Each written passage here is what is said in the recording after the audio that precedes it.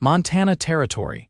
June 1878, the rain had started just after dusk, slicking the dirt roads of Bridger Gulch and turning the air sharp with the scent of wet pine and smoke. In the low light of the sheriff's office, Priscilla Jane stood with her hands clenched at her sides, eyes locked on the man who held her brother's life in the palm of his hand. "I signed the paper," she said, voice steady even though her knees threatened to buckle. "You have your deal, Victor. Now let him go." Victor Langley, wealthy rancher, twice her age and mean in ways that did not always show, leaned back in the sheriff's chair like he owned the town. Maybe he did.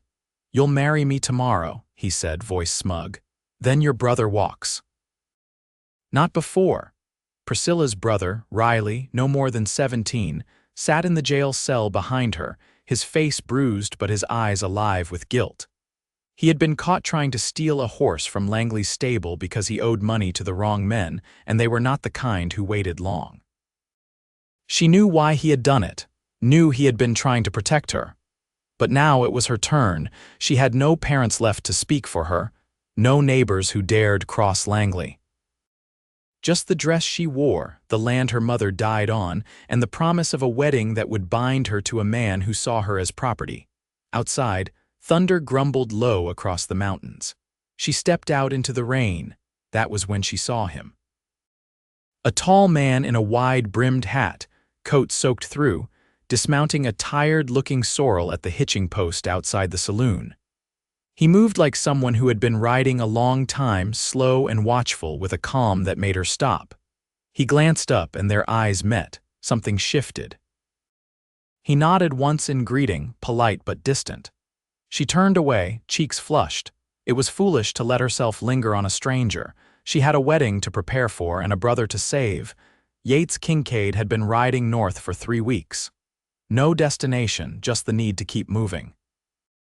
He had lost too much back in Texas, a woman who wanted safety more than love, a patch of land he could not afford to keep, and a boy he had buried with his own hands. He had not meant to walk into anyone's fight, but the girl in the rain stuck in his mind. At the saloon, he asked for coffee instead of whiskey. "Who owns this town?" he asked the barkeep. "Langley," the man muttered. "He's got cattle, land, and the law in his pocket." "Why?"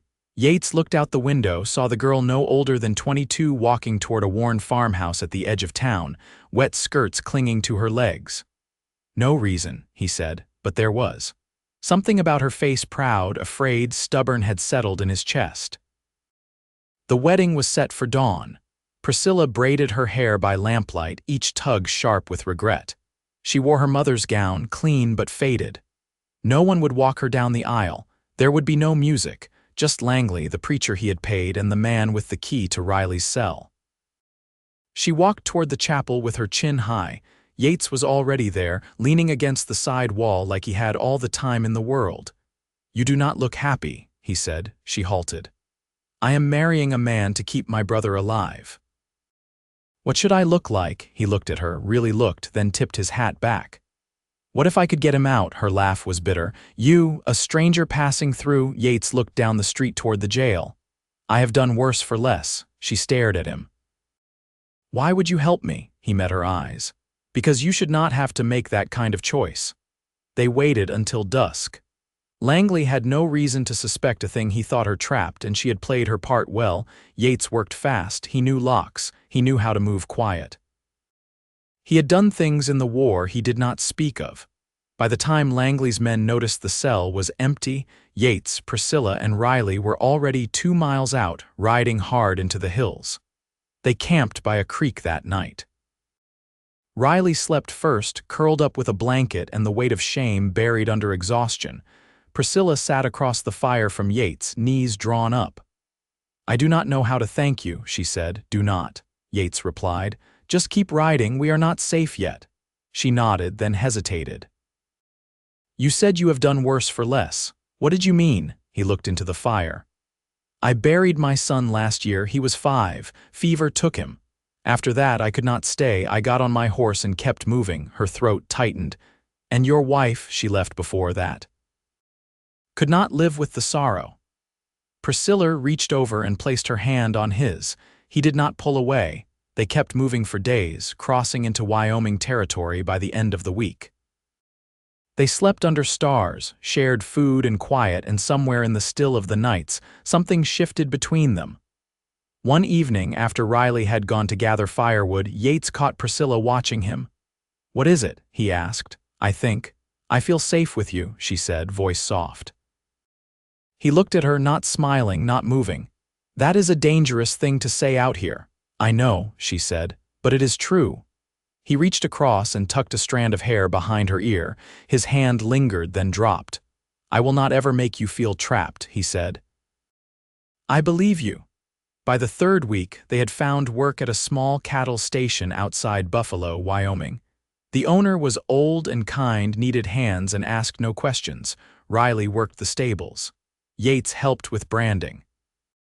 Priscilla cooked, cleaned, and for the first time in months, slept without fear. One morning, she stepped outside with coffee and found Yates fixing the fence. He looked up, smiled that quiet smile he only gave her, and wiped his hands on his trousers. She handed him the tin cup. He took it, then looked at her, serious. "You could stay here, you and Riley. I could help build something." She searched his face. "Are you asking me to stay with you?" He nodded once. "I am." She stepped closer. "I do not care about land or cattle. I just want to wake up and know you are there." He set the cup down and pulled her in, slow and careful. She wrapped her arms around his waist and buried her face in his chest. They stood like that a long time. And when he finally kissed her, it was like breath after drowning, sure and steady and full of promise. By midsummer, the cottonwoods along Clear Creek had unfurled their full green, and the wind moved through them like a hand across fiddle strings. The cattle station sat quiet in the early light, dew silvering the fence rails. Priscilla stood barefoot in the doorway of the bunkhouse kitchen, sleeves rolled to her elbows, her apron dusted with flour. She watched as Yates returned from the southern pasture, his shoulders damp with sweat and the brim of his hat darkened by the heat. "You're late," she said, wiping her hands on a cloth. "Fence post snapped near the bend," he replied, stepping onto the stoop. "Took longer than I liked." She handed him a metal tin half filled with sliced apples and biscuits. "What's this?" he asked, peering inside. "You missed breakfast, and I'm not letting you fall over from hunger." He took it, nodding. "You always feed the hired help like this?" "I feed the ones who ride through a thunderstorm to help a stranger," she said, voice quiet but firm. "And the ones who look after my brother without being asked." Yates lowered his eyes to the tin. "I'm not used to being looked after." "You will be," she said. "If you stay." He didn't answer right away, just took a bite of biscuit, then glanced toward the corral where Riley was spreading hay. The boy moved with more purpose now. He still bore the weight of what he'd done, but it no longer dragged behind him like a chain. Later that day, while Riley helped dig a new spring trench with the older ranch hands, Priscilla and Yates walked down to the creek. She carried a basket of laundry and a length of soap that smelled faintly of lye and lavender. He carried a coil of rope, intending to patch a gatepost once the sun dipped low. They walked in silence until the trees opened to the stony bank. Priscilla knelt at the water's edge, dipping the fabric and scrubbing against the rocks. Yates crouched nearby, watching the current twist around his boots. "You ever think about going back?" he asked, not looking at her. She wrung out a sheet. "Back to what?" "Montana." "Your mother's land." She shook her head. "Langley will have taken it by now, and even if he hadn't, it wouldn't be mine anymore. Some places are too full of ghosts." He nodded. She looked over at him. "And Texas?" Yates pulled a small twig from the water, broke it in two. "My boy's buried there." "That's enough." She reached out, touched his sleeve. "You never talk about him." "There's not much to say," he answered. "He liked frogs and hated naps, had a laugh that could shake the rafters. Fever came on a Tuesday. By Friday he was gone." She let her hand fall. "I'm sorry," she said. He tilted his head, eyes on the water. "You ever think about children?" "I used to," she said. "Before everything went wrong." He turned to her then. "And now," she met his gaze. "I think I would want them with the right man." "In the right place." The light shifted through the branches above them, dappling her face. He did not touch her, but there was something in the quiet between them that settled deep. That evening, Riley came in late with a torn pant leg and a grin stretched wide. "Mr. Crowley says I can start learning to ride herd next month, says I've got the eye for it." Priscilla set a bowl of stew in front of him. "Just watch your footing, I won't be stitching you up every week." Yates leaned against the doorframe, arms crossed. "You've got a good eye too, Pris," she glanced over. "For people," he added. "For knowing who they really are." She smiled faintly, then turned back to the hearth. The next Sunday, the station owner, Elijah Crowley, invited them to sit on his porch after supper. He rocked in his chair, pipe in hand, watching the sky bleed orange behind the hills. "You two planning on staying through winter?" he asked, eyes on the distance. "If you've got work, we've got hands," Yates said. Crowley nodded. "And the girl?" Priscilla straightened. "I'm not his girl." "Not yet," Crowley chuckled. "You're his in all the ways that count. Ain't my business, but I've seen plenty of winters. You don't find peace like that twice." She said nothing, but her hand brushed against Yates where it rested on the porch rail. He didn't move it, just let her stay. The following morning, Yates rose early and rode out alone. When he returned by midday, he carried a small, square box wrapped in a piece of oilcloth. He found Priscilla behind the barn, hanging dried herbs from the rafters. "I traded for this," he said, holding it out. She opened it slowly. Inside lay a silver ring, plain but solid, with a single line etched around the band her breath caught. "I know it ain't much," he said, "but I want to build something with you, not out of debt or fear. Just because I want to wake up beside you every morning until we're bent and gray." Priscilla stared at the ring, then up at him. "I don't need more than that," she said. He took her hand, slid the ring onto her finger. She leaned into him, arms around his waist, cheek against his chest. And in that quiet moment, behind a barn in Wyoming, with the scent of sage in the air and the sound of horses shifting in the corral, they began the life they had earned, one built not from escape, but from shared strength. By late August, the air over the hills had turned dry and golden, and the cottonwoods whispered of the coming shift. The days still burned hot, but mornings came edged and chill. Priscilla stood at the edge of the vegetable plot just past sunrise, a basket balanced on her hip, the hem of her dress damp with dew. She'd taken to tending the garden behind the bunkhouse Mr. Crowley's late wife had once kept it, and the soil still remembered. Yates walked up slow, brushing dust from his hands. "Crowley wants to ride into town tomorrow, asked if I'd go with him."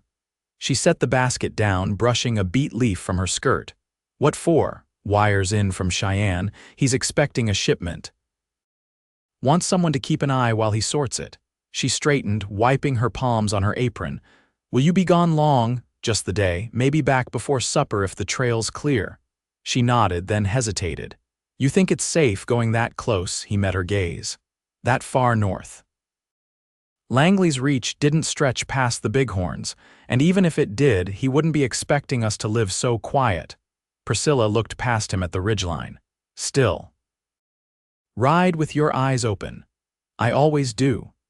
That evening, Riley sat sharpening a blade behind the stable, concentration etched across his brow.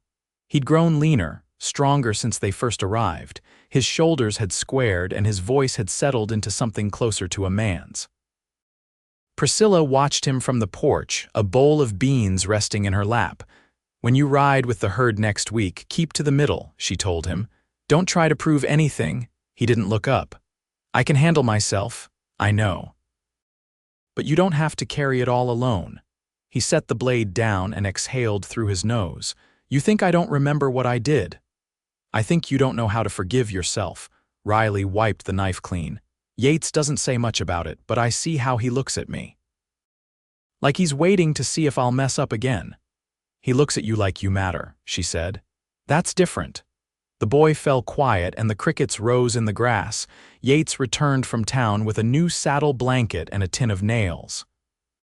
Crowley tossed him a half loaf of bread from the mercantile and muttered something about prices climbing faster than they had a right to.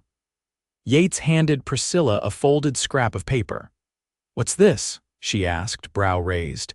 Something you mentioned once, he said. There's a traveling preacher heading through before the frost. He'll stop here a night or two. She unfolded the paper. It was a notice tacked from the telegraph office, an itinerary with dates and counties.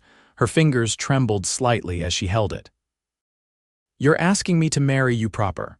I'm not asking, he said. I'm hoping. She looked up, eyes shining. Then yes, I'll do it. They married beneath the old cottonwood behind the bunkhouse just before the first frost. The preacher was a wiry man with a thick Kentucky drawl and a Bible worn soft with years. Crowley stood as witness, Riley beside him in a hand-brushed coat 2 sizes too big. The ceremony was short, just vows and a prayer, but when Yates took her hand, Priscilla felt something shift in her chest, like a gate opening. That night they sat on the porch as the wind picked up, leaves turning silver in the moonlight. You cold? He asked, glancing down at her. She shook her head. I've never felt warmer. He touched her chin, slow and careful. You make this place feel like more than land. She leaned into him, cheek against his shoulder. You make it feel like home. Inside, the lamp flickered low. Riley had already gone to bed, boots left by the door, a folded letter from a friend in town tucked into his coat pocket. He'd begun writing more letters he never sent, stories he wasn't ready to share aloud. But Priscilla had seen the pages, and she knew healing when she saw it. The following week brought the first snow, just a dusting but enough to quiet the world. Yates rose early to check the fences, and Priscilla packed him a parcel of oat cakes and dried apple. As she handed it to him, he caught her wrist gently. I've lived through loss, he said. But I've never known peace like this. She brushed his collar straight. Then let's hold it with both hands. They stood at the edge of the doorway, the sun rising pale behind them, and watched the light spill across the hilltops, warm and golden and full of promise. By late October, the wind settled low across the hills, dry and deliberate, carrying the scent of cut hay and distant wood smoke.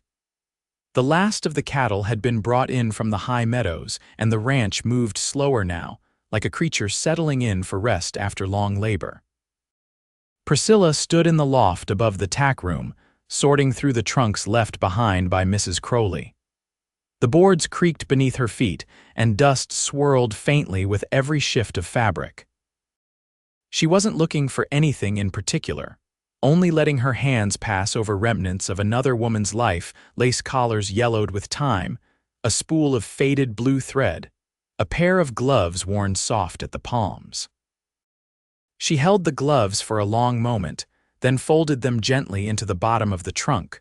Below, the rhythmic clink of metal told her Yates was mending the shed hinge again. She crossed to the window and leaned out. That hinge give you trouble again? He looked up, pushing the brim of his hat back with the back of his wrist. Won't sit flush. Might need to plane the post.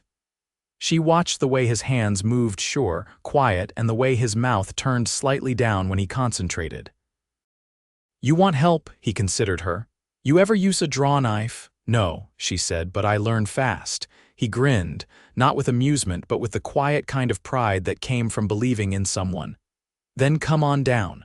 She worked beside him until her arms ached. The post was crooked from years of frost heave, and the tool dug stubbornly into the grain. He stood behind her once, guiding her hands with his own, his chest warm against her back, breath steady near her ear. When they stepped apart again, the hinge finally hung straight. That night she found herself restless.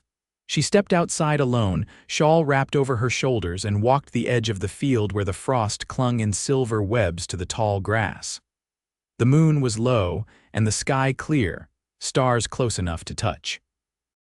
She heard Yates approach before she saw him, his steps familiar now in the hush. You all right? He asked, voice low. She didn't turn. I've never stayed in one place this long. Not since Mama died. He came to stand beside her, his hands tucked into his coat. You thinking of leaving? No, she said. Just wondering how long peace can last before something tries to take it. He was quiet a moment. You know what I used to do before I ran cattle? She shook her head. I scouted freight routes, before the war and after. Always chasing the next contract. I slept in dry riverbeds under wagons in towns that vanished a month after I passed through. She glanced at him. Why'd you stop? He looked out over the land. Because all that moving never felt like going somewhere. Just escaping what I didn't want to face. She touched the ring on her finger, then looked to the barn where Riley's lantern still glowed faintly through the boards. I'm not afraid to stay, she said, but I think part of me's still waiting for the knock at the door. For Langley to send someone. If he ever does, Yates said, he'll find there's more than one person ready to meet him. She nodded slowly. I know. The first snow came heavy that year, early November, blanketing the ranch in silence. Work slowed to feeding stock, chopping wood, and tending the stove. Crowley took to telling long stories at supper, his voice raspy, eyes half-lidded as the fire crackled. Priscilla listened with her chin in her hand, her fingers tangled with Yates's beneath the table. One afternoon, while Yates was out checking fence lines on the southern boundary, a rider came up the road mud-spattered, coat stiff with sleet.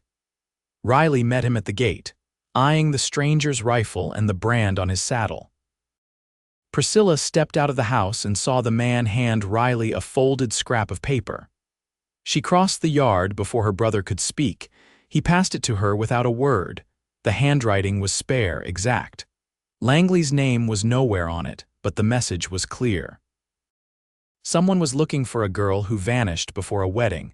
Someone offering coin for information. She didn't speak for a long while. Riley shifted beside her. You think they'll come here? They don't know where here is. But her voice held a tremor. That night she showed the paper to Yates. He read it once, then burned it in the stove without a word. I don't want to run again, she said. You won't, he answered. We're not the same people who left Bridger Gulch, and this land has ways of keeping what it's claimed. She watched the firelight flicker across his face. You really believe that? I do, he said. Because you're not afraid of the past, and I'm not afraid of tomorrow. They stood together in the quiet, the snow muffling the world outside and the house warm around them. And in that silence, without promise or ceremony, they knew they'd face whatever came next, not because they had no choice, but because they'd found something worth standing still for. The snow settled thick that winter, burying the fence posts to their lower rails and muffling the sound of boots on the packed earth. The ranch took on a hush, not from fear, but from the still that came once the hard work had been done and the firewood stacked high. The cattle were kept close, the horses blanketed in the lean-to, and the world beyond the ridgeline felt far away. Yates stood at the window early one morning, watching frost feather the corner panes. Priscilla stirred behind him, pulling her shawl from the peg. She moved slower now, with a hand resting often on her belly. You feel it again? He asked, turning. She nodded. Last night, like a flutter.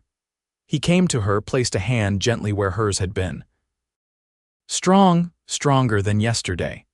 Outside, Crowley's dog barked once, then fell quiet again. Yates waited a breath longer, then stepped back. They'll be born into a quiet season, he said. Priscilla folded the shawl over her shoulders. Let's hope they stay that lucky. That afternoon, Crowley called them to the back shed. A wagon load of timber had arrived from down canyon, and the roof needed reinforcing before the thaw. Riley climbed to the rafters without hesitation, swinging the hammer with practiced rhythm. He'd grown into his frame, and the men no longer called him boy. Thinking of taking a trip come spring, he said between hammer strokes. There's a man in Casper who's starting a male line, said he could use someone who knows horses. Priscilla set a hand on a beam, steadying it. You'd go that far? I'd come back, he said. Just want to see what's out there, earn my own way. She didn't answer right away. Then, if you go, write to me, but only if you're eating regular. Yates passed up another board. He'll be all right. He's not running anymore. Riley looked down at them both.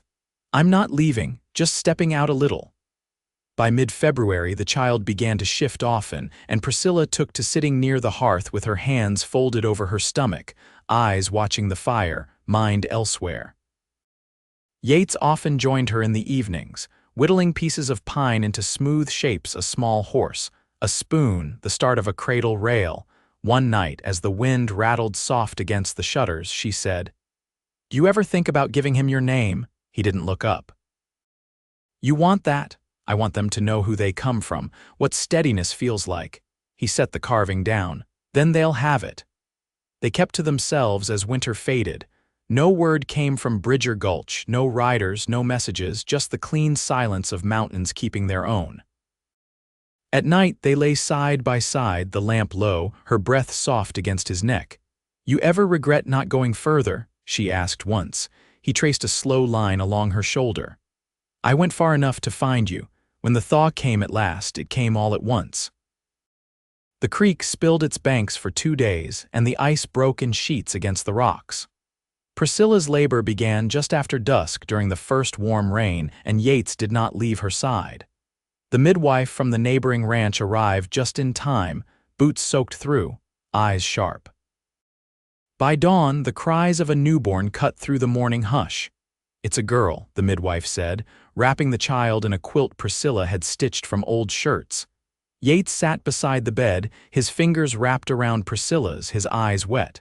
"She's got your nose," he said. "She's got your quiet," she whispered. They named her Clara after Priscilla's mother.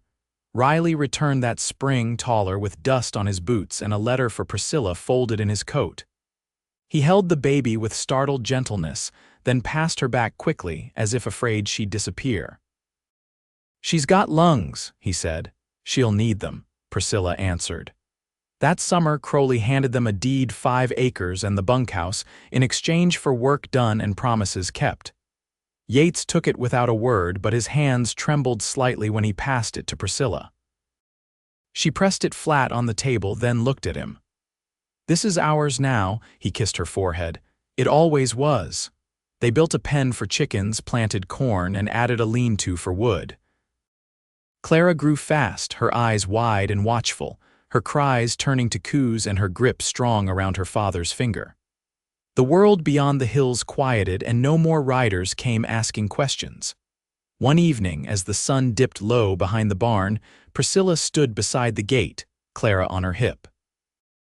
Yates approached with the last of the tools from the field, his shirt damp with heat, his face open and content. "She's watching you," Priscilla said. "Always watching." He took the child from her arms and lifted her high. "Then I'll give her something worth seeing."